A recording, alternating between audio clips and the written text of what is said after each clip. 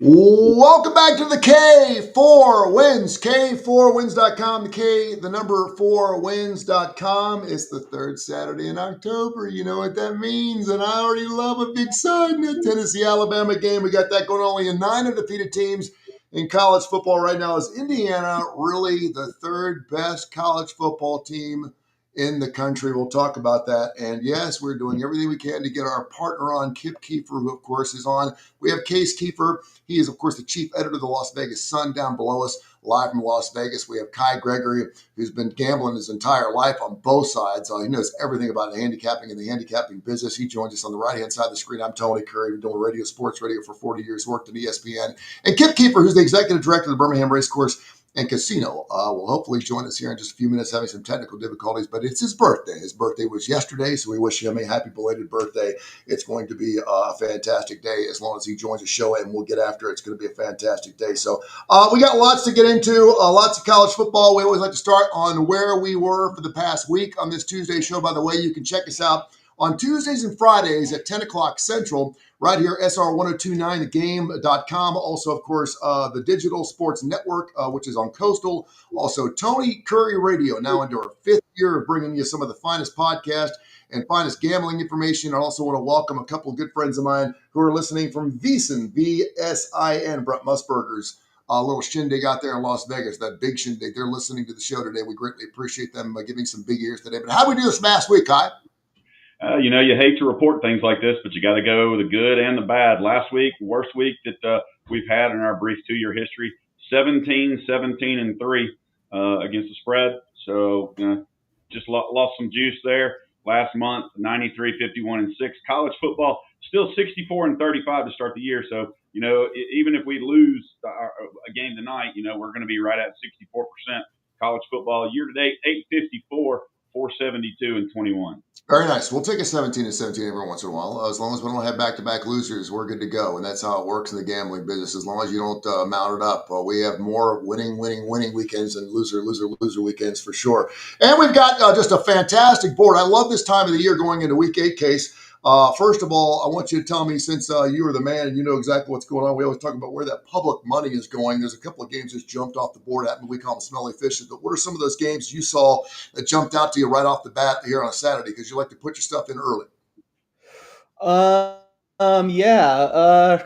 It wasn't as much of a week where a whole lot jumped out right away. I will say I haven't looked back at the market till right now, seeing how things move. But one of the biggest games and of course now it's moved there, so I'm giving out no information. But I was shocked that Georgia opened less than a touchdown against Ole Miss. I made the game like 8. I slammed 6.5, one of my bigger bets so far. And I haven't been on Georgia all year, as you guys know. But I think their defense is trending up, and Ole Miss's offense to me is kind of stagnated. Even though I know last week was a tough spot against Washington State, so I was pretty stunned yesterday when that opened 6.5. I bet as much as I could on that, but now it is at 7.5 and 8, which is about where I thought it should be. You mentioned the other big SEC game, I guess, Alabama, Tennessee. It's kind of stayed in the same place, it looks like, to be a little bit different than the Georgia game, right at 8. Also kind of makes sense to me. I hate it, but it feels like I'm flipping back and forth. This week I am on a lot of favorites.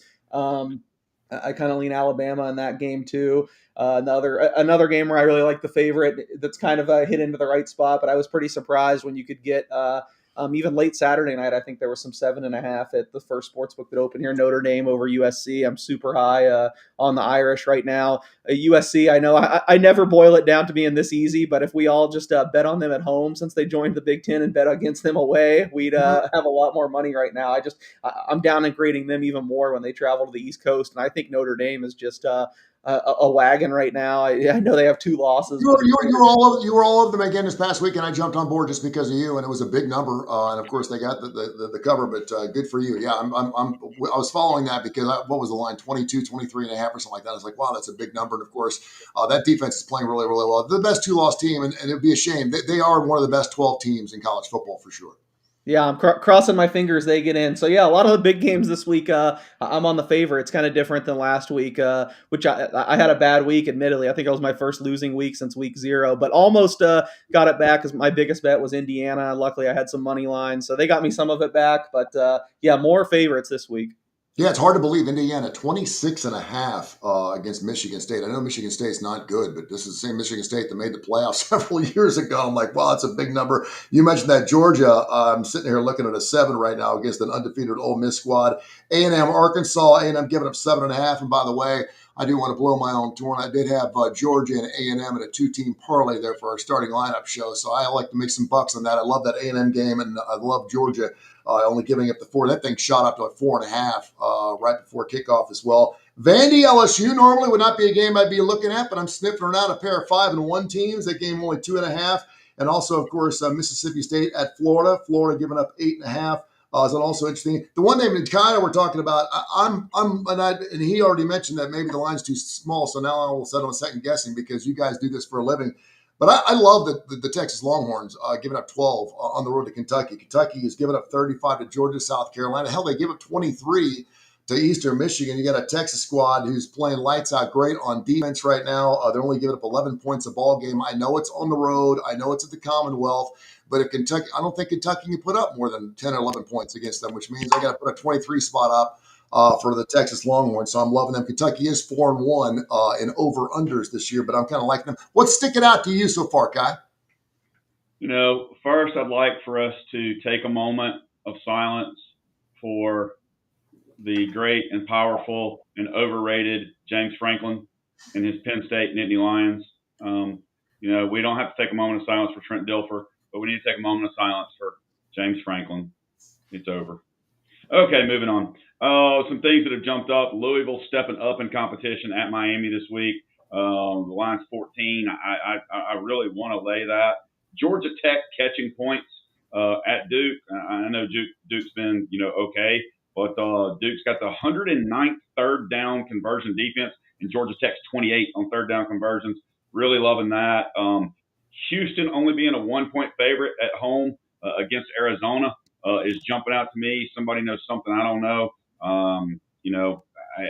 That one's kind of crazy. Memphis only giving up 21 to UAB. I guess they're thinking, hey, the interim coach bump there because Memphis has just been Battle of the Bones, my friend. Battle of the Bones. And, of course, Alex Mortensen, who is the son of the late, great Chris Mortensen, he will join us on the starting lineup next week. So we're looking forward to having the coach in. And just based on the hire we had before, and it's got the phone with Mark Ingram several moments ago before the show, you may see Alex get that gig. So we'll see.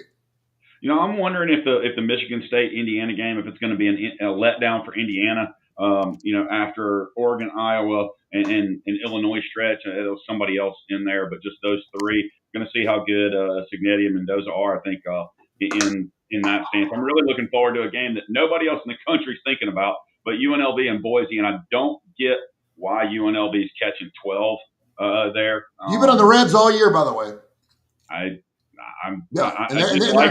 They're getting it done, yeah. They have been. They're on the road, so that's kind of going. There's a lot of other games. I'm sure we'll get into them, but I've already laid some, including Memphis. I'm going to love Memphis team total over as well, no matter what it is. It's going to be 50. I'm still going to like it. But some interesting things I found out from this weekend, some Tony Curry useless stats I wanted to throw at you. No more ranked teams on Miami's schedule the rest of the year. Really sets up well for them. Ole Miss now has at Georgia, at Oklahoma, and then South Carolina. A&M's at Arkansas, at LSU, at Missouri. November 15th is their next home game. November 15th. Just kind of crazy. Going to be interesting to see. One of the things you talked about, who would you guess? This is big. There's 136 teams. What quarterback has been sacked more than anybody else in the country? Lord, I have no clue. Luke Altmaier, 23 times. There you go. Kind of crazy. And I know we're going to get into it and talk a little bit about it, but Tennessee's defense is horrid. They've given up 24, 26, 31, 34, and 44. Yeah, let's go right there. Let's go right there. They have not knocked off Alabama at Bryant-Denny since 2003. They have not won back-to-back games since 2003, 2004. This has been obviously a platform where Alabama's done extremely well over the last couple of decades, and they're only giving up 8.5. And the scary thing, 58.5 is the over in that game. The scary thing about that for Tennessee is their secondary and their defense. They're siphoned. I mean, they're just giving it up. And Alabama's obviously healthy now on both sides of the ball. Offensively speaking, Ty Simpson, 16 touchdowns, 1 pick. I mean, this guy, and listen, I'm not sure, and I know Carson Beck, he's got the big ball game against Louisville. He can certainly pad his numbers and really put up a big sign. I think it's really between those two guys right now. And you can certainly look at the numbers. I think it's 300 and 320 right now are the odds. But Ty Simpson, man, the gauntlet of teams he's played, teams the last 3 weeks, and now he's playing another top 25 team this year. Right now, SOS, Alabama number 1, Tennessee number 47. So this is a pair of teams that's been tested a little bit. They've had a couple of teams that have, as tested as you can get going into week 8, for God's sakes. But you got Alabama. Alabama is. Tennessee, I don't think really is. Tennessee has the number 1 offense in the SEC at 527 yards a game and 48 points a game. Alabama's, I think, 7th with 431 yards. But the difference is the defense. Alabama is number 4 in the SEC, giving up 292 yards, 17 points a game. Tennessee's 14th, giving up 29.3 points a game. The only one giving up more is Arkansas and 393 yards. But one of the biggest metrics, and I like looking at this once we get past week 7. Alabama is top 20 defense in defensive stop rates midseason, and 73%, only giving up 1.73 points per drive, per possession. Whereas Tennessee is 91st. Stop percentage of 57.8%, giving up 2.48 points per possession. I was in Knoxville this weekend, and even with the help of the crowd, Tennessee getting off the field on third down is a huge problem. Hobbs came back this week, got banged up again, and is out. I don't think McCoy I don't think we're going to get any of the guys back from this past weekend. And hopefully Bishop's going to be back. I want to see how Jam Miller is. Came out with a concussion in the last game there in the fourth quarter. If he's going to be back or not for Alabama, because I think that is absolutely huge for Alabama. But watch Ty Simpson pick Tennessee apart across the middle. Yep. So. Well, and he should. And again, I think this could solidify his Heisman Trophy. I can't believe we're talking about Ty Simpson for a Heisman Trophy. Where are those odds at right now, Case? And 16 touchdowns, 1 pick. That's pretty damn good. Yeah, I had seen. I'd love if you were right, because I only have Carson Beck as the top guy, so I'd love if it was a 2-man race. But the odds I've kind of seen are a 3-man race. I think there's 3 guys below 5-1, and basically everywhere, and that is Beck, Ty Simpson, and Fernando Mendoza. I'm a little bit worried about Beck, even though he honestly might be my vote right now, is just because a lot of people, I don't get it because his stats aren't really there. He's been amazing. He might be the top pick in the draft second, but a lot of people are rallying for Ruben Bain of Miami. He's been such a wrecker on defense. I still feel like when it gets down to the brass tacks, you have to bet like when you have to vote for one of those guys. Beck is the guy putting up the numbers as much as Bain has done. He has a couple turnovers. I think he only has like less than a sack per game. So I don't really know if he has the statistical production to be in the conversation, but it is a real concern that it seems like Miami has 2 guys that are kind of pulling votes away. We'll see if that, solidifies here. I'm also a little worried. I know I'm beating a dead horse and I say it like every week, but I actually, I'm on the other side of Kai. I bet a little bit of Louisville plus 14 the other night. I just feel like what Miami does every game is going to come back to bite them at some point. We've seen it for years now. This is probably their best team, but even this year, they absolutely crush everyone at the beginning of the game because they have the better players. They everything's in place. They should be able to win a national title, but they get up to these big leads and then they just literally try to run out to the clock. They just, are content to maybe get a first down or 2 and punt it back. We've seen Florida State almost backdoor disaster them. Notre Dame almost came back to beat them. I know they pretty much stomped on South Florida, but like the vast majority of games this year follows the same script. They just can't maintain a lead because they get into the most conservative shell I've ever seen. And I'm still very worried that's going to come back to bite them. There's really only 2 places left on their schedule that could happen. Louisville and SMU, I think, are the only 2 teams that are capable. But Louisville's pretty relentless, even though the offense has been a downgrade this year, hasn't been to the level that we were expecting. You have a great play caller, and Braum, and I just don't like the way Miami operates once they get these leads. So that seems to be a little bit of an Achilles heel for Mario Cristobal too. If you look at his career, he's always, whenever he does have a winning squad, he always plays not to lose. It just feels exactly that, and it's like he can't believe he's got a good team. And you mentioned the fact too, Kai, and I think this is worthy of mention, the fact they're not playing any other more teams. And I guess what the ACC championship game, who are they going to play? And whoever they're going to be playing, they're going to be a heavy favorite against. So right now, it's Miami or the highway. Look out for UVA on the other side. I just the way Virginia's playing. Georgia Tech undefeated. I mean, it's crazy in the ACC right now. It really is. I know, and Georgia Tech's a relatively small favorite this week. Mm-hmm. Isn't that right? Small dog. Small dog. Small okay, well, if they're a small dog against anybody but Miami in their conference, I'll take Georgia Tech. I love Haynes King. Absolutely love him. He showed that he was a dog last year. Yes, that's right. I'm going to use the phrase that all these people seem to be using, and I think he's proving it again. It worries me a little bit with how much he runs, but it's not like he's facing the SEC defenses that hit you hard every week, so that's beneficial to him. I don't think he's going to be a pro quarterback, but golly, he's good. Yeah, we're going through all the games. We do this on the Tuesday. Things just kind of stick out to us. And, of course, when we do our show on Friday, we'll get more specific of how our all plays. We'll give out plays between now and then, too. We get some Major League Baseball, some NHL hockey to get into, and, of course, a basketball season right around the corner. We actually have the Pelicans and the Houston Rockets in town here in Birmingham later on tonight. Looking forward to seeing some NBA preseason. We have some bets on that as well, so I'm looking forward to that. I did want to mention one game we have not brought up yet because we are down here in the South. The Auburn Tigers just got absolutely ramrodded in the backside again. Kai, you said it a million times. Weird things happen at Auburn, and that was the weird thing. I'm not an Auburn fan. I've always made my money in Alabama. I don't really have a dog in the hunt. I root for them, obviously, for the state. I love to see both teams undefeated when they play each other in the Iron Bowl. But I'm looking at that play thinking to myself, I don't know what exactly they were looking at. I could see the ball moving barely, but I mean, a 17-0 halftime lead is a hell of a lot different than a 10-3. And of course, Georgia got the ball to start the second half, and it was over. They just shut them down. Georgia's defense, by the way, they're making fantastic adjustments at halftime. They did it against Alabama. They did it against Auburn. But the Auburn Tigers get screwed. Now they got to come home at 3-3, and now they're playing a team that Alabama just knocked off by 3. And Mizzou's actually giving up 1.5 points. Who do you like in that game, Case? Auburn at home. It seems like they'd be a little hurt. But are they resilient enough to get out of the hole and knock off Missouri for the second week in a row?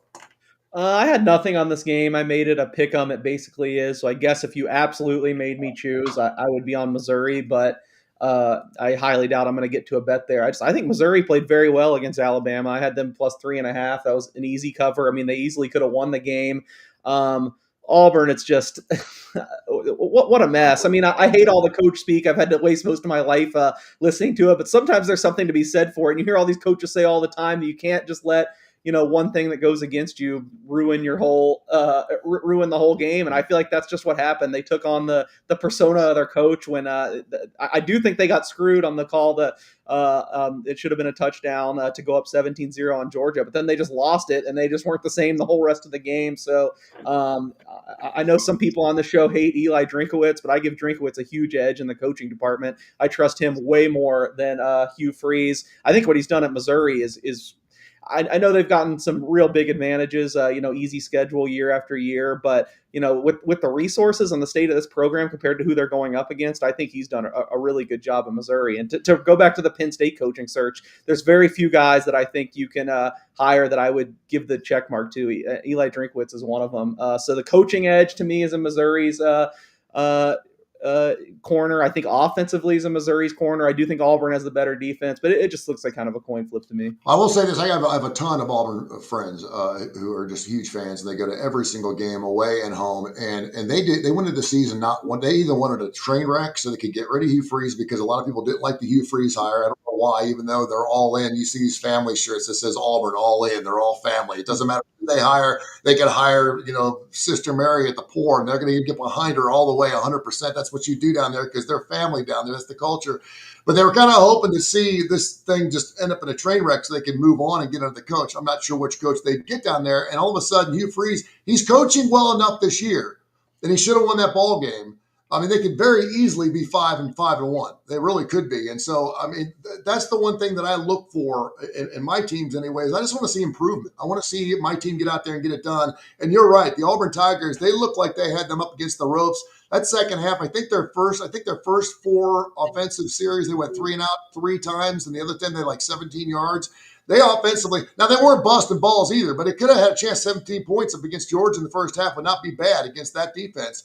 But man, they just fell apart, and it was demoralizing for them. It really was. I mean, it was like, if you're my Auburn friends were like, what is going on? Are the college football gods just against us, or what the hell's going on? And I'm just like to remind them, well, some special things have happened down there too in your favor. So try not to try to take too much.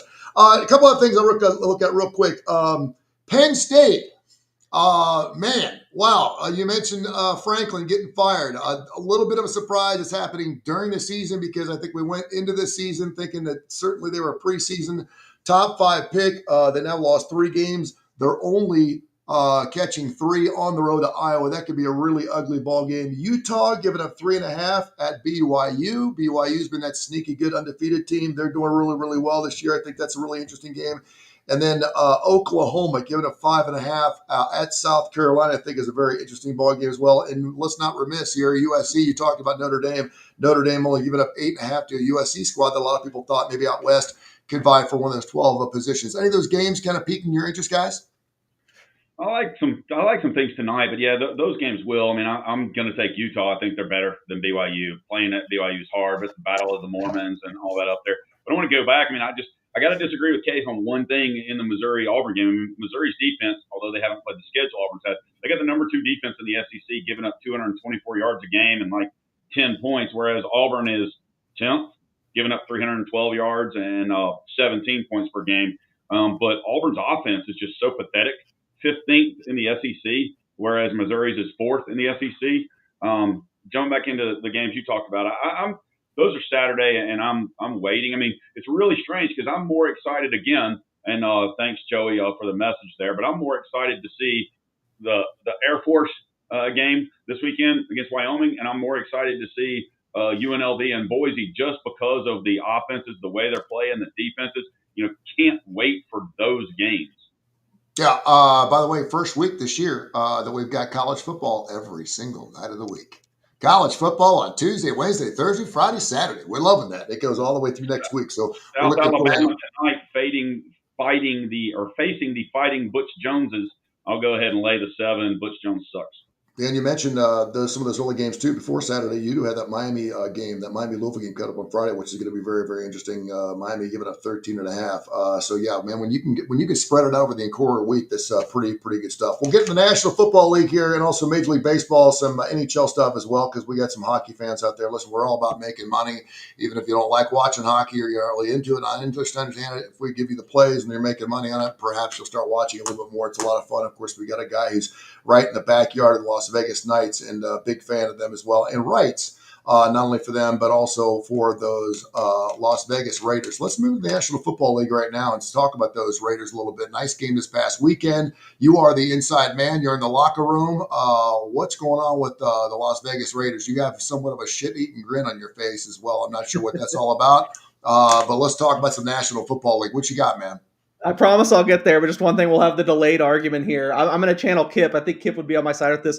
The total stats just mean absolutely nothing to me. I mean, look at who Auburn's played versus who Missouri's played. Missouri's defense has been better than I thought. They got a lot of athletic guys. They haven't been bad. But if you give me Auburn's personnel on defense or Missouri's personnel, you can go ahead and go with Missouri. I'll take Auburn every time. I just think they haven't played anybody. Their strength of schedule sucks, trying to sound like Kip. He also said before we move on from college that he likes South Carolina in that Oklahoma game. I didn't have anything on that one either. That's man, Mateer probably shouldn't have been playing, although I get wanting to play, and people that are second guessing it now. I mean, I don't think they were winning that game with Hawkins, so I got sucked into betting Oklahoma, thinking he could be good enough to win. But I think the hand clearly held him back. I've heard people say otherwise. Like, his passes still had some zip. Like that's not what he's looked like. Yeah, he had 3 picks. That was unorthodox for him. Yeah, the hand clearly held him back there. So yeah, NFL.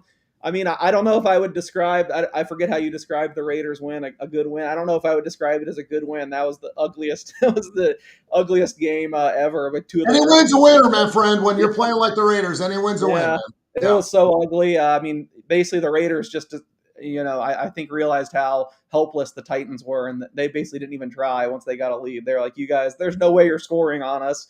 Defensively, they just had a hold over them, and I know we poured one out for James Franklin, so let's pour one out for Brian Callahan too. Of course, NFL first coach fired, not something you can bet in Las Vegas, but something you can bet offshore. And I know a lot of people were on the edge of their seats, especially this year. With I know a lot of people that bet Mike McDaniel. Seemed like he had the inside track. He was the favorite for the long time, but Callahan catches him at the wire and goes down. I think he finished 4-19 maybe straight up, and I think even like 3-20 or something against the spread. So literally, I think in the time I've been covering the NFL, not from a betting standpoint, I've covered the NFL for 15 years, but since I've covered the NFL, professionally, 5 years, by far the worst coaching hire ever made. So I think it's good for the Titans to start over, maybe see what they can coax something out of Cam Ward next year. But the Raiders now go to Kansas City, where they've played pretty well. I mean, they should have won 2 years in a row there. If you remember last year, they fumbled the snap in the final seconds when they're setting up for a field goal. They infamously won on Christmas Day 2 years ago when the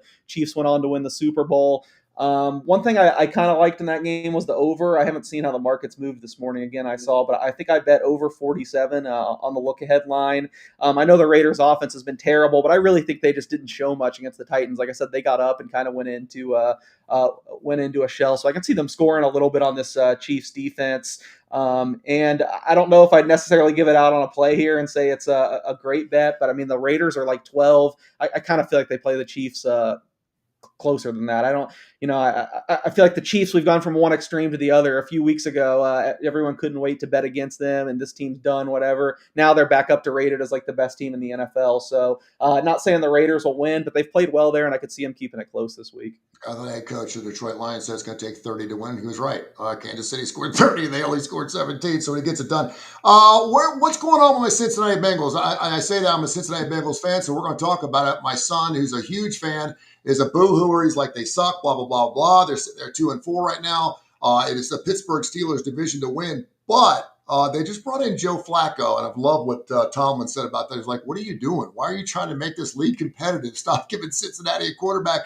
Listen, you can make an outside argument that Joe Flacco is a Hall of Famer. He's won a Super Bowl. He's got one of the best road records of any guy in the playoffs and playoff history. I think he's aloof. I think he's a knucklehead. I think he's a goofball, but he is a good quarterback, and that's what they need in Cincinnati. The receivers just want a quarterback that can put the ball in their hands. What happened when Joe Flacco got traded to the Cincinnati Bengals as far as any futures go? Do you know? I mean, I actually feel like Cincinnati's got a shot to win that. Not so much win the division, but at least if they go 500, I think they have a shot. The market didn't move at all, basically, on poor Flacco. The market did not move at all when Dylan Gabriel got announced the starter 2 weeks ago. So that's not a very good sign that the market takes it that you're equal to a rookie that had never played. And it didn't move at all when the Bengals got him. I got to say, I felt similarly. I thought it was, if you're going to trade for someone, I thought you could do better than 41-year-old Joe Flacco who can't move. But I think he looked pretty good in the Packers game. He's faced the Packers twice now, and I think he looked better in that game than he did when he faced him with the Browns. Even though the Browns somehow won that game, he looked. Listen, Packers got one of the best defenses in the National Football League. So even though I'm a Flacco pessimist, I think if you are a Bengals fan like yourself, I think you feel a little bit better about how he played against the Packers. He looked like an upgrade from Browning. We'll see what they can do on a short week here. I bet some Pittsburgh on the look-ahead line. I don't know if I'd necessarily add to it at 5.5. I feel like Pittsburgh's playing way above their heads. I don't think this is going to continue, but I also don't know if this is the week where I want to jump into Cincinnati with a backup quarterback, even though, again, Flacco, I thought looked pretty good, better than I expected on Sunday. Game of the week, the Bucs and the Lions. Right now, it looks like Mayfield could be your winner of the MVP. He is playing lights. I had a couple of huge plays this past weekend. Fun to watch. 5-1 take on the Lions, 4-2. What about the Eagles and Vikings, Kai? The Eagles, of course, have dropped back-to-back games after starting undefeated. And then, of course, you have a Viking squad. They're going on the road, but all they've beat is the Browns, the Bengals, and the Bears. I kind of like the Eagles in this matchup. What do you like? Sunday, I'm still waiting. I'm looking at all that. I don't care that Kip just texted and said Flacco old ball is not going to make a difference. I disagree. I think Cincinnati wins the game tonight. I don't want them plus 5.5. I got a money line. I think Flacco shows up. I think Cincinnati shows up tonight at home and wins the game outright. Okay. Yeah. I mean, with his old balls. yeah. And that line, Cincinnati catching 5.5. A couple other games, interesting games. Rams and Jags. The Jags are playing pretty good. Before we get into that game, though, I'm going to go to Case because I wanted to get some more on this Eagles line. I'm wondering why the Eagles have not shown up the last couple of weeks, only putting up 17 points in their last two ball games. Why is that, Case? I mean, they've kind of been hit or miss offensively ever since Hurts and Sirianni have been there. I mean, we forget now because they were so good at the end of the year and obviously won the Super Bowl and were blowing out everyone. But we kind of went through this stretch in the middle of the season last year where they couldn't throw the ball at all. Now, the difference was Saquon Barkley just had an insane year last year. I mean, one of the best running back years we've ever seen. But it's not just because everything clicks for a small amount of time, or even every play, or even a player like him goes off for a while. That doesn't establish a new baseline. You're not just going to play at that high of a level forever going forward. I know we might have been the only show I heard. We were relatively pessimistic on the Eagles coming into the year. I know we didn't pick them to miss the playoffs or anything, but I think Kai and I were in agreement. We pointed out that they lost more on defense than people are thinking of. It's crazy. I mean, he won't win it because he doesn't have the stats, and he also is not playing enough. But Jalen Carter's got to be like one of the most valuable defensive players in the league. When he hasn't played, they've gone from no one can move the ball on them to the two games he's missed. Teams pile up points. I know you asked about the offense, but I don't know. I just feel like this is the Jalen Hurts experience. It seems like every year dating back to even college, maybe not his final year at Oklahoma, as he was in such a good system. And I know they put up big points every week, but it seems like he has stretches where he's just lights out and stretches where he looks below average. So to me, now it's about timing when to come back in on the Eagles, because I do think they'll get it back together and start this ascent. They'll reel off 5 or 6 straight wins. I don't necessarily know that it's this week at the Vikings. I had the number just about where it is in market. I made the Eagles a 2-point favorite. I think that's right about where it is. I have no bets on this game, which is very rare for me. I usually have at least a side or total or something on just about every game by now. But long term, I think the Eagles will be just fine, not win the Super Bowl or anything. But I think it's kind of overblown just how worried we are about their offense right now. I love me some Eagles -2.5 right now. I really do. Colts and Chargers 5-1 against a 4-2 squad coming up here in that late frame coming up on Sunday. You guys ain't like that? And by the way, we're going to continue to do K4Wins.com, K4Wins.com, at K4Winners on all social media platforms. Of course, you can find us here on the Coastal Digital Sports Network, Tony Kurre Radio, and also want to welcome Veasan and their big ears listening to our show today. We greatly appreciate it. Always trying to expand our brand, and could not do it without the fine folks like at Coastal and Tony Kurre Radio. Any other games that you talk about the Colts and Chargers? I know you've been all over the Colts all year long, Kai. Do you like their shots? And they're actually catching a couple points there against the Chargers on the road this weekend. I'm not betting against Indiana Jones. I'm just not at all. I'm not betting against him. It's not the greatest spot for them. It's not the greatest matchup. But until he goes and blows a game, the way he's playing and the running game, the defense, but the way Daniel Jones is playing, the way the running game is playing, the way Indianapolis, blocks. I love their offensive line. I'm just not getting away from them. Any thoughts or Case?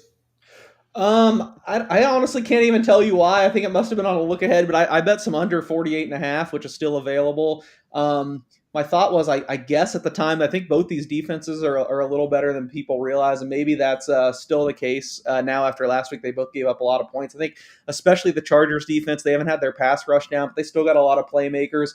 The Colts, this took a hit when Charvarius Ward got hurt in warmups, right? So did Anthony Richardson, now on IR with an eye injury from a band. That was pretty wild. So I didn't have any strong feelings on the side. I'm kind of anti-Chargers right now with their offensive line woes. We'll monitor the injury report and see if Joe Alt is back this week. I think he makes a huge difference. Then you don't have to play 2 extremely mediocre tackles. If he's back, I could see myself maybe being on the Chargers, but for right now, I'm on the under. I don't know why I think this, and maybe it's just because it's a great conference matchup, but something tells me this Washington-Dallas game means something. Am I missing something? I know I just saw Jay Daniels. I appreciate the fact that I hate when players say, I screwed up and I got to do better. I'm like, I don't want to hear about you being a great quarterback and just then do it, then do better. And obviously he made that fumble late in that ball game. That was huge for the Washington Commanders. He's not the same guy we saw last year. And expect the guy to grow into a sophomore or junior year, depending on how you look at it. But in this particular case, I think it's just things are starting to slow down for him a little bit. I think he's looking at his reads better, and I think he's not running for his life like he was last year. But this could be a big ball game for the Cowboys. I know you got some futures action on those Dallas Cowboys, Kai. They're coming to this game 2-3. This would be a big victory for them if they could beat the Commanders. Yeah, again, this one's still a ways off. I want to see how practice reports and injury reports and everything for Washington going into that game after a disappointing loss last night for them. I just don't feel like they played anywhere close to the standard that they can, even though it's been kind of a slow start for Washington. I don't like anything about Dallas, and I sure don't like their defense. But where they're playing has something to do with it. So, I mean, I would probably just take both teams on the team total and take over and watch the game and have fun. There you go. New Mexico State, Liberty later on tonight, by the way, Arkansas State, South Alabama, Florida International, Western Kentucky. We have 3 college games going on Monday. We have a college football every single day of the week. I just absolutely love that. It's going to be fantastic. So you can do some pros and some college. Make sure you bring the TV up from downstairs and maybe watch some Major League Baseball too, as we got a game later on tonight with the Major League Baseball continues. It's going to be LA and Brewers. So we got that game going on as well. I do want to jump around, and I got a friend of mine who's actually listening on our Twitter account as of right now, and wanted to talk about the UAB Memphis game. Not specifically UAB Memphis, but how teams react after they fire coaches. He said, look what UCLA's done since they let go of their coach.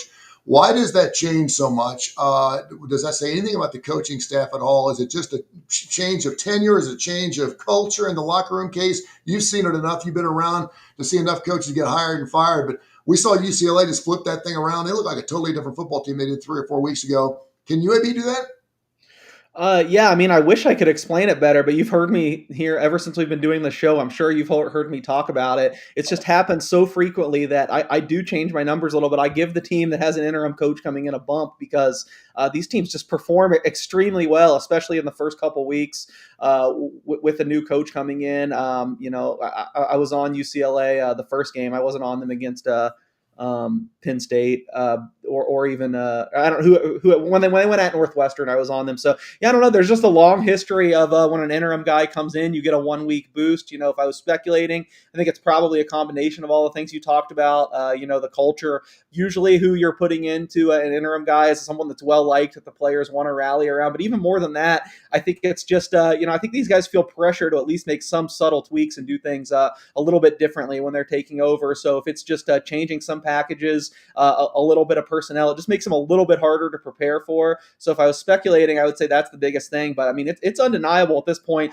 No matter how bad a team looks, you throw in an interim coach. Nothing's 100%, but I'd say 3 times out of 4 that they look a little bit better the next week. So I'm always giving a little bit of an interim coach bump. That being said, I did not bet UAB this week. I think even with giving them a little respect against Memphis, I made it like 21.5, which is basically exactly where it is. But I would not be surprised at all if they do look better.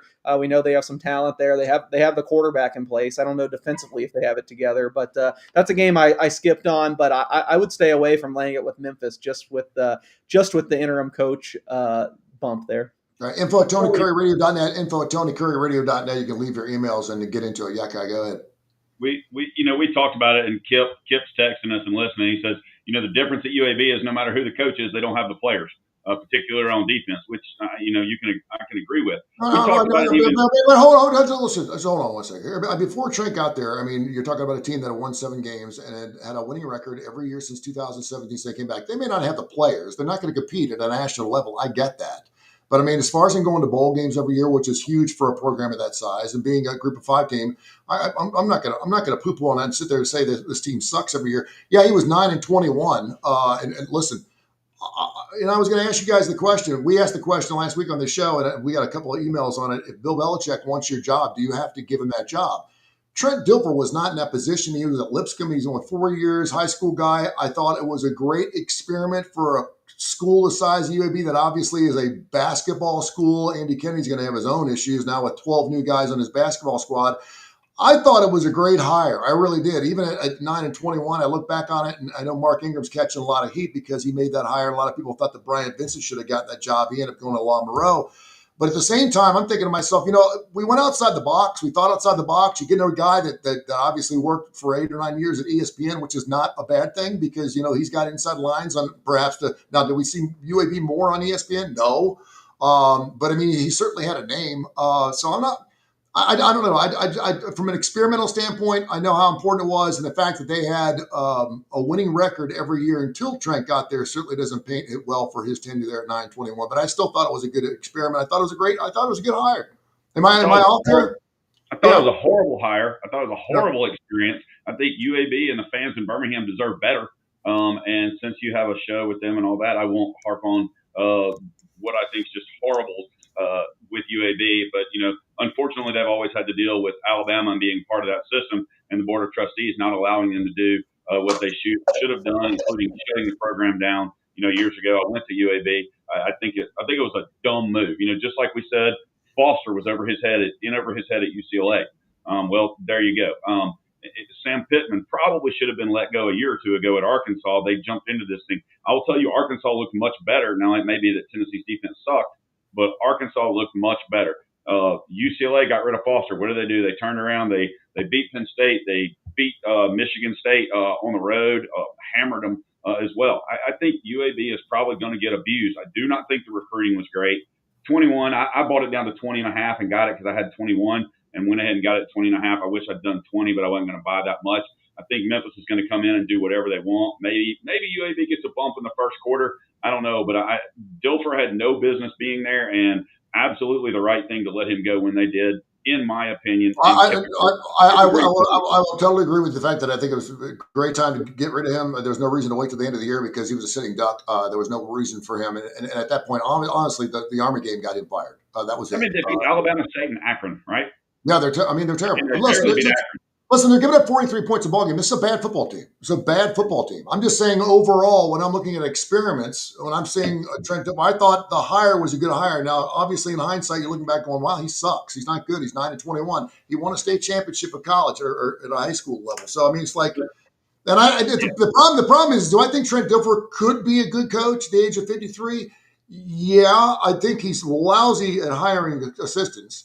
Obviously, he just got rid of his entire coaching staff on the defensive side of the ball, and they were worse this year than they were last year. And offensively speaking, they're coming out and they don't look like they want to play football. So he lost the team. There's no doubt that obviously they're going to be better without him there. But from an experimental standpoint, I thought it was probably kind of cool that they actually did that. And I think it put UAB on the map. I think people talked about it, but now, of course, they can certainly spit in their face. So, yeah, it is what it is. Jumping back in, I will tell you this, because you talked about the 3 games tonight. I love that we're doing this on Tuesday, so we can talk about the Tuesday and Wednesday night games for people that do want to get action down. You got 2 crappy teams in New Mexico State and Liberty, but I kind of like the under there. Arkansas State, like I said, I'm never going to bet on Butch Jones, but I'll always bet against him. And Arkansas State has the 128th third down conversion rate defense out of 136 teams. It's pretty good for South Alabama. Western Kentucky tonight, Florida International, 121st third down defense. Western Kentucky over their team total. Okay. Anything jumping out to you, Case, on that particular situation? Well, I wasn't lying when I said I like all the favorites this week. This makes me uncomfortable, but I bet every single favorite tonight. The last 2 games, South Alabama and Western Kentucky have moved big my way, and Liberty has moved against me. I laid 11 with Liberty. It's down to 10. I've been way off on the Flames all year. I thought they were going to run away with the CUSA. I bet them a lot early. They couldn't get it done. Then I jumped ship last week. I think I took 3 with UTEP. UTEP never had a chance. Maybe I upgraded them too much off that UTEP win, but they looked really good last week. So I thought they'd have their way with New Mexico State. The offense looked a little bit better, but clearly that one's gone against me. Both South Alabama and Western Kentucky. I mean, it's kind of hard for me to say to bet it now at 7.5 and 10. I bet I don't have it in front of me. I know I bet South Alabama 7, and I bet Western Kentucky minus 7.5. So I guess Western Kentucky might still be okay. I mean, 7.5 to 10 is not huge. Lose some equity, obviously, but yeah, if I had to pick, I'm still on all 3 favorites. Kai, I know you're looking at games almost every single day of the week. Any other games since we're here on Tuesday? We won't get back until Friday at 10 o'clock. But any other games on Wednesday or Thursday? You're looking at sweet games every day of the week. I think you're looking at a really, really good game tomorrow night between Delaware and Jacksonville State. Jacksonville State's been playing really well. So has Delaware, especially for the competition that are playing on each other. The other game, and I'm just not sure. Right now, I would take Jacksonville State, especially if I can get 3 at home. But Delaware, I wouldn't be surprised to see Delaware win the game. Tomorrow night, UTEP at Sam Houston. I mean, you've got UTEP giving 3 up to a Sam Houston State team that is defeated, not undefeated. They're not 6-0. They're 0-6. So I would go UTEP there. Kind of just looking through those games, and then as far as Thursday night, Tulsa and East Carolina, if it gets up to 17, I almost have to take Tulsa, even though I think East Carolina is a much better team. I'd be interested to see what cases made the number in that game. Wasn't Sam Houston one of the squads you were on big time early last year? Case, was that team you rode? Early last year, but I've been against them very much this year. I think they're terrible. Yeah, no, but I remember last year you were hot on them. Yeah. Yeah, Casey Keeler, who's now at Temple, who we've praised before. I think one of the best low level FBS coaches. I think he's still on the rise. I didn't bet anything in that game. I'm looking at it now. I made who's the home team? I made the home team. Sam Houston, I made a 2.5-point dog. They're a 3-point dog. I didn't have anything there. I did bet Delaware when they opened a dog. They are a favorite now. I will say when we're diving deep on these Alabama coaching hires, it seems like Jacksonville State did a good job with what's his Charles. I think Charles Kelly, their coach. It looked like, they were one of the biggest movers in the offseason win totals market. I think a few services must have released them. They just got slammed to the under. I think they might open over under 6. It closed some places 5, juiced over, plus 110 over or something. And they've been pretty good. They're 500. I think they're the second favorite in the CUSA right now. So Jacksonville State might have done a good job with this coaching hire. I still think it probably regresses at some point. I think it's hard just when you turned over your roster that much and have such a few talent. That being said, Delaware, just moving up from FCS, but their quarterback kind of in the Haynes King mold, although puts up a lot of bigger numbers. I've been very impressed with the Blue Hens, and I think I made them a very slight favorite in the game. I made them a 1.5-point favorite, so I had to take it when they opened plus 2.5. Now it's right in range. I probably wouldn't bet it now, but that might be an interesting one to watch if you like getting really into the deep dive FBS, 2 kind of up and coming coaches, 2 programs that have been better than anyone would have expected this year. I'm on Delaware as a dog, but if it got to 3 on the other side, I might be on Jacksonville State. Delaware's 2.5 now. Delaware's minus 2.5 now. Yeah, I wouldn't lay money with them again. It was just because I didn't think they should be the underdog. Joe Flacco, Blue Hen, isn't he? Oh yeah, you're right. I forgot about that. I remember him coming to the league. I was like, wow, some dude from the Blue Hens. I always thought Blue Hens was one of the 1978 when he graduated. It's been a while. Yeah, the Joe Flacco show today. And unfortunately, like I said, it's funny too. To jump around real quick, Jake Browning 2 years ago when Joe Flacco went out was 500. I think he went 7-7 with the Cincinnati Bengals. He was not a bad, and they had the same exact crew. Now their offensive line was a little more smitten than it was, and they've obviously lost a lot of pieces. And the Hendrickson now going out is not going to help. But everyone thought in Cincinnati, okay, he's no Joe Flacco, and he's not any Joe Burrow for God's sakes. But he's formidable enough. He's been in the league long enough that he should be able to hold the reins. And man, he just looked horrible. And in fact, they actually went out and got a 41-year-old quarterback to see if they could just muster up a 5-0 record and make the playoffs. Should tell you something about that. Let's go to Major League Baseball. Seattle gets it done last night. They blew them out. They're now up 2-0 in their series, and we have the Dodgers and Peralta going for the Brewers tonight. Dodgers right now are up 1-0 on this. Of course, Kai does a lot of our baseball. We all love Major League Baseball, but any shot the Brewers can even up the series later on tonight. They're actually catching a little bit juice. 104 at home tonight. With Yamamoto or whatever his name is. Yeah. Dodgers. He's tough. I know. I hated the way Milwaukee pitched last night, the way they had to go through it, and I think they got their rotation back. But there's no way I could bet against the Dodgers. He's an incredible pitcher. Now he's much better at home than on the road, but there's no way I can bet against the Dodgers in this pitching matchup. Yeah, and I would say any other time when you can get Peralta plus at home, you're going to jump all over it, but there's a reason why he's actually catching some juice there. What's your thoughts on that, Case? Yeah, I just can't help myself. I have so much Dodgers futures, both NL and World Series. I'm hoping they win, so I should probably be betting the other side. And I actually did last night when the Brewers got really high. I was still happy they lost, but last night when it opened minus 120, I bet some Dodgers. I don't see how that's the right number. It's still close to there. I still think you can get like minus 125. I made the Dodgers north of minus 140 here. I'm really high on Yamamoto. He usually does have like one bad inning, so it's possible if they get to him there. That could happen. I think he's a guy that's been. I think even his conventional numbers, like the ERA, the WHIP, doesn't paint as good as he's been this year. If you look, at some of the advanced stats, and I really feel like Freddie Peralta is the other way. I feel like Peralta's gotten away with a lot this year. I think he gives up more hard hits than is reflected in kind of the traditional stats. So I like the Dodgers. I bet the Dodgers minus 120 for some stupid reason when I'm already on like pins and needles watching these games, hoping they get there. I also didn't bet it, but I also had a lean to the under for sure. I mean, you saw the Brewers only had 2 hits last night, and it's not like the Dodgers offense is raring right now. Ohtani in a big slump. I know they were a little bit better last night, probably could have scored more than 2 runs, but I'm leaning the Dodgers again here today. And I know you Kip talked to it last week. I know he can't be on, but Kip was talking about this, if this matchup came, how much more he liked the Dodgers versus Milwaukee because of Milwaukee's lack of bats, if you will, in the way they play. Because I've talked about how much I love Milwaukee and how they play, and Kip even pointed out that he thought that is the reason why they would lose in this series, because of the way they pitch and hit.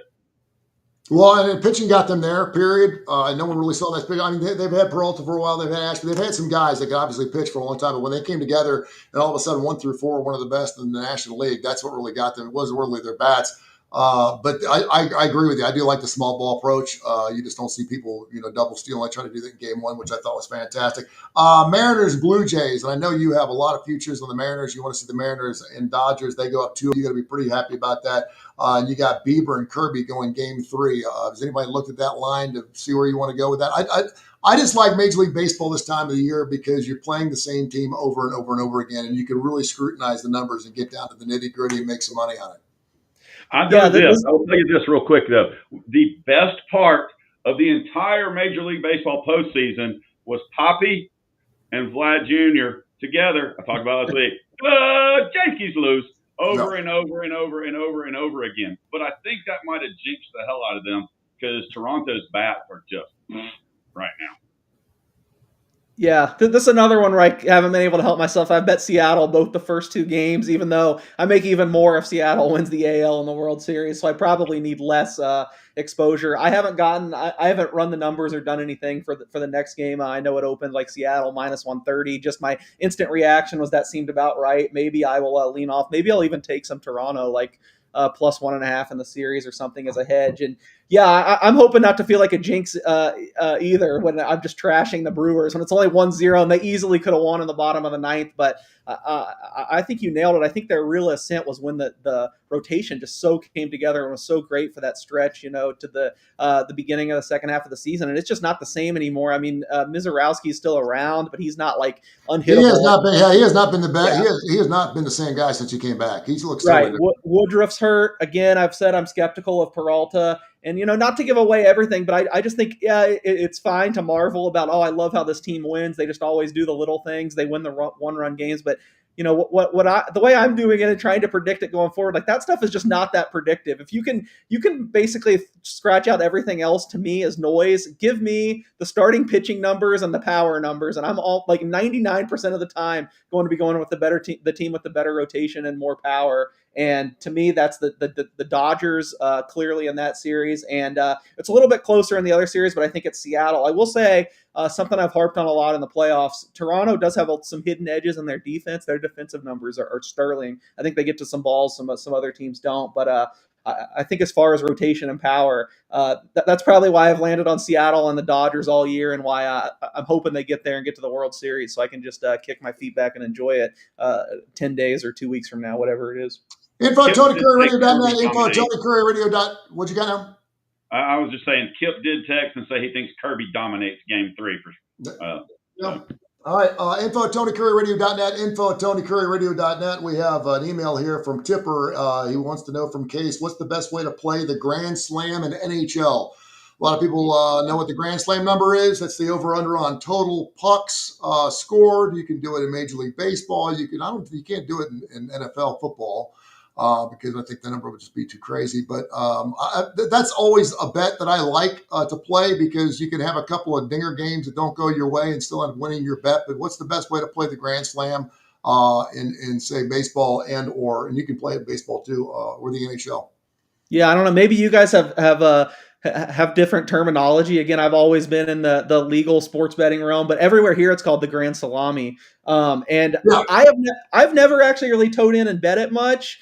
That being said, I know people that swear by it and say there's a lot of value there. Because obviously the sports books, it's not something they're really, they're not tied to their monitors checking the Grand Salami numbers and seeing what bets come in. So I don't think it's a bad idea. I would say hockey, the number one thing I want to look for is goalies. Like yesterday, I don't know for sure, but I gotta assume it went over yesterday.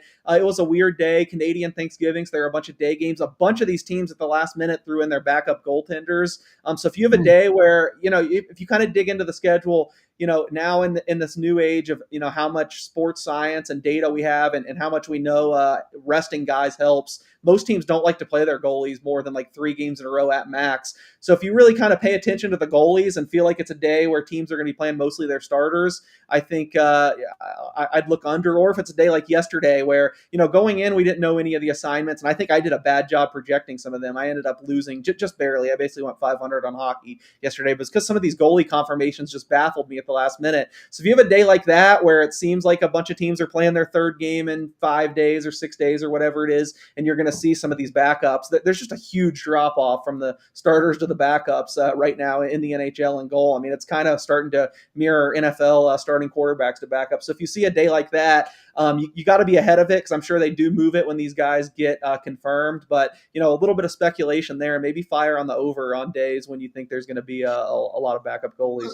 One way you can do it too is like just count the scores. I mean, if you have a 6.5, add the 6.5 to the 5.5 to the 4.5 to the 5 to whatever, and see what you got. But inevitably, that Grand Salami number is always going to be a little higher than what that number is. So that's not a really good indicator of whether you should go higher or lower, because obviously you could have an 8-7 game that's going to throw everything off kilter, and you could have a few of those 1-0 games too. Major League Baseball is fun that way, but I love it when you get down to the last game where you need like over 8.5 runs for one ball game, and you got a full slate. We got a full slate of NHL tonight. Any plays before we let everyone fly here on anything tonight? You want to make any money on the NHL tonight? My biggest bets, one of them hasn't moved much. I really like Montreal hosting Seattle.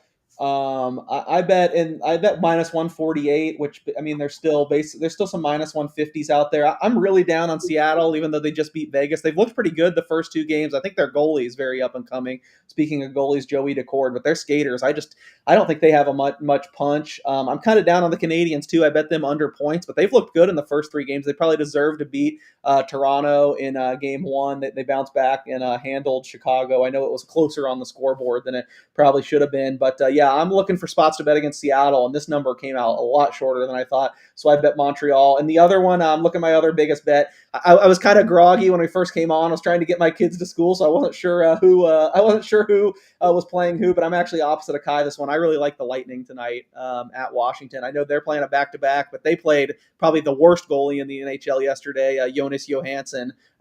Somehow I still got away with betting them. Vasilevsky will be back in tonight. I'm really high on the Lightning, as we've discussed on the show. So I bet the Lightning plus 105. I know now it's like pick 'em. I don't have my NHL numbers up. I think I probably made them in that range, but I still lean to the Lightning as long as you can get better than like minus 110 probably.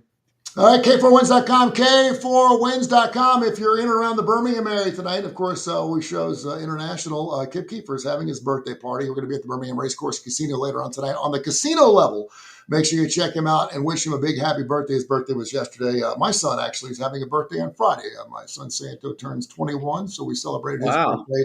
Yeah, he turns the big 21. It's pretty, I can't believe it. The one that goes to Clemson? Uh-huh. All right. Well, happy birthday to Kip and Sam. You say his name? Santo. Santo. Sorry, I knew that. Happy birthday, Santo and Kip. Thank you very much. Santo's happy birthday live on Friday when his birthday is. There you go. I'll see you tonight, buddy. We'll definitely do that. All right, guys. Have yourself a wonderful day. Happy birthday to you, Kip. Kipper Dog. Sorry you couldn't get on. I'm glad you could chime in on text. You're better when we can hear and observe your lovely face. So we'll get after it. Special thanks to Duncan, Dan, of course, the entire crew at the Digital Coastal Network. They do a wonderful job as well. Thank you, gentlemen. We'll catch up again on Friday. Go get them.